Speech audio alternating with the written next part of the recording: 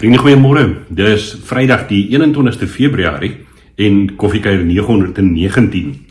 Ons gesels vanoggend oor Lukas 6, daar vers 27 tot en met 38, wat ook die teksgedeelte is waarby ons dan ook eerskomende Sondag stilstaan in die Kleinmond deel van ons gemeente.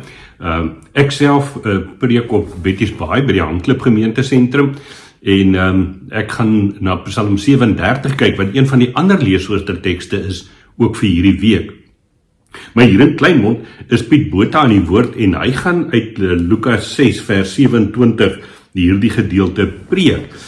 En ek wil jou uitnooi om in te skakel by ons erediens waar ek seker is daarvan Piet ook baie interessante perspektiewe op hierdie gedeelte gaan gee.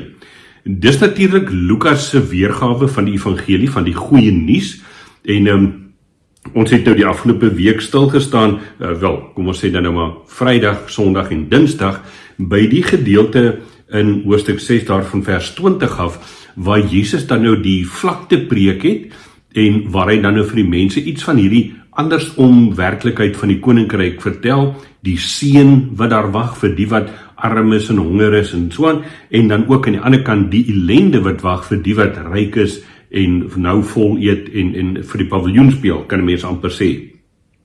Nou, julle sal onthou dat ek gesê het, ook Dinsdag, dis baie belangrik dat ons besef dat wanneer Jesus hier met hierdie skare mense praat, wanneer hy oor hierdie seën en ellende praat, dan praat hy spesifiek met die disippels.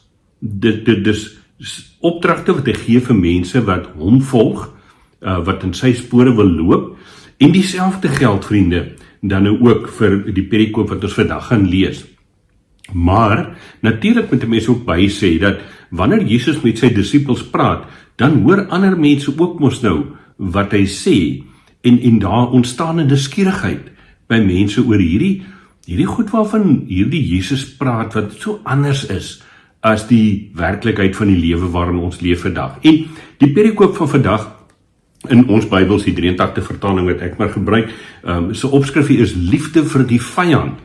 Nou onmiddellik is dit mos nou iets wat 'n ou so bietjie kriewelrig maak, want in ons lewe het ons almal met vyande te doen, mense wat ons nie goedgesind is nie, mense wat teen ons is, op verskillende vlakke, maar ons is sukkel om ons vyande lief te hê, en daarom wil hy ou se ore eintlik so 'n bietjie spits om te sê, maar wat gaan Jesus nou vir ons hieroor sê? Ek wil jou uitnooi, lees saam met my vandag die woord van die Here.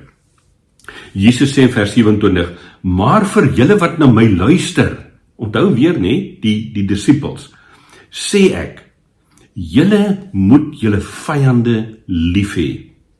Doen goed aan die mense deur wie julle gehaat word. Seën die mense deur wie julle vervloek word. Bid vir die mense deur wie julle sleg behandel word. Hoor mooi, hierdie ouens wat jou haat en wat jou kwaad aandoen en wat jou vervloek en wat jou sleg behandel, sê Jesus, jy moet hom lief hê, jy moet goed doen, jy moet hulle seën wat so teenoor jou optree. Nou vriende, kan ek onmiddellik sommer sê, dit sit nie lekker in my lyf nie. Ek weet nie van jou nie, maar dit voel vir my asof ek vir die Here Jesus wil sê, regtig? Hoe moet ons dit dan nou doen? Dan gaan hy verder in vers 29 en sê, as iemand jou op die een wang slaan, bied hom ook die ander wang aan. En vir iemand wat jou boklere vat, moet jy ook jou onderklere nie weier nie. Aan elkeen wat iets vra, moet jy gee. En as iemand jou goed vat, moet jy nie terugeis nie. Behandel ander mense soos jy self behandel wil word. En dis dalk die sleutel in hierdie gedeelte, in hierdie eerste paar verse. Hierdie goed van, draai die ander wang en gee jou onderklere as hy die boklere vat, en as hy vir jou goed vat, moet dit nie terugeis nie. Dis so teen ons grein. Want ons leef ook maar met 'n oog vir 'n oog en 'n tand vir 'n tand, daardie ou beginsel, nie? Maar dan sê Jesus in vers 31, behandel ander mense soos julle self behandel wil word. Hou dit so 'n bietjie in gedagte. Hoe wil jy graag behandel word? Hoe wil jy graag hê moet mense teenoor jou optree? Onafhanklik van jou situasie en omstandighede, wat mos nou verskil van mens tot mens? Hoe wil jy hê moet mense jou behandel? Dan gaan Jesus verder en hy probeer eintlik die praktiese implikasie daarvan verduidelik. Hy sê vers 32, as julle nou net die mense liefhet wat vir julle liefhet, wat 'n aanspraak op dank het julle dan nog? Ook die sondaars het net die wat hulle liefhet. En as julle goed doen net aan die wat aan julle goed doen, wat 'n aanspraak op dank het julle dan nog? Die sondaars maak maar ook so. En as julle geld leen net aan die vir wie julle hoop om dit terug te kry, wat 'n aanspraak op dank het julle dan nog? Sondaars leen ook aan sondaars, solank hulle maar dieselfde bedrag kan terugkry. En dan sê hy in vers 35, nee, sonder om iets terug te verwag, moet julle julle vyande lief hê en goed doen en uitleen. Dan sal daar vir julle 'n groot beloning wees. Julle sal kinders van die Allerhoogste wees, omdat hy self goed is vir die ondankbares en slegtes. Wees barmhartig, soos julle Vader barmhartig is. Ek wil nie vanmôre baie oor hierdie teks verder sê nie. Ek wil jou uitnooi om in die teenwoordigheid van die Heilige Gees stil te word met hierdie woord van die Here. En te vra, wat beteken dit vir jou, my lewe prakties?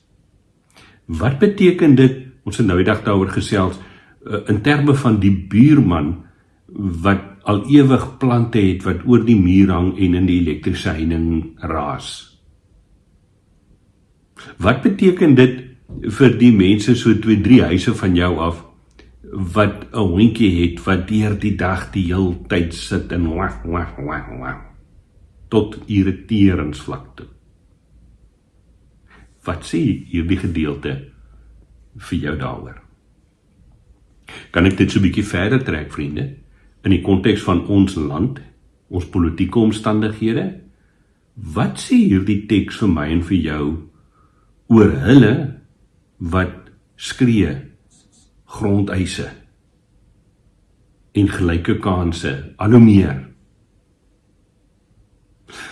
Wat sê hierdie gedeelte vir jou oor die situasie in Amerika en die uitsprake van Donald Trump?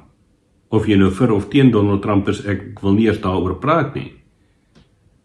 Wat sê hierdie woord van God vir my en jou, vir ons omstandighede? Ek weet nie van jou nie.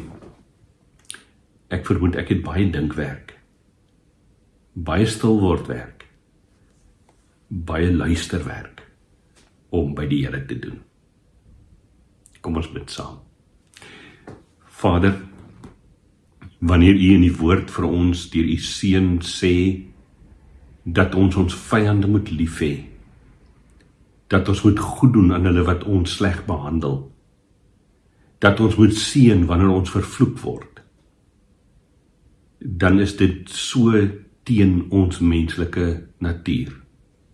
Dan is dit so anders as wat ons eintlik sal wil optree. En die implikasies hier van Here Jesus trek baie wyer as net mense wat deur ver as vyande beskou kan word, maar ook hulle wat vyandig teenoor ons optree, dalk in die nouer, kleiner verband van ons gesinne, families, vriendekring, gemeenskap, gemeentes. Mag U Gees vir ons begelei om op hierdie manier ook te hoor wat U sê en dat ons kan doen wat U van ons vra, sodat ons kinders van die Allerhoogste kan wees. Ek bid dit, Here, vir myself. Ek bid dit vir elkeen wat vanmôre saam koffie drink en na U woord luister. Ek bid dit ter wille van U koninkryk, ook hier op aarde. Amen. Vriende, kan ek weer vers 36 vir jou lees? Jesus vat hierdie hele teks, hierdie gedagte eintlik saam en sê, wees barmhartig, soos julle Vader barmhartig is. Hê 'n warm hart, soos wat ons hemelse Vader vir my en jou 'n warm hart het. Ek hoop jy het 'n heerlike Vrydag verder. Kobus sal die skakel van die erediens uitstuur waar Piet Botha dan nou aan die woord is.